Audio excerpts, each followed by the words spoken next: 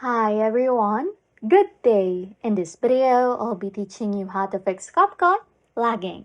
Okay, first things first, if you notice lagging while editing or exporting videos in CapCut, pinpoint the specific issues such as lag during transitions or while exporting. What you want to do is to tap reinstall or the cloud download icon next to CapCut's name in the storage list. This will reinstall the app with a clean slate, clearing potential bugs and unnecessary data that might be causing the lagging issue.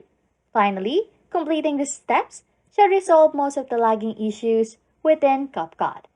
If this guide helped you, consider leaving a like on the video for future reference. Anyways, if you like content like this, don't forget to subscribe to this channel or comment down below any tutorials you want us to make so we can help you. And that's it. You can now fix CapCut lagging. Thanks for watching and happy scrolling.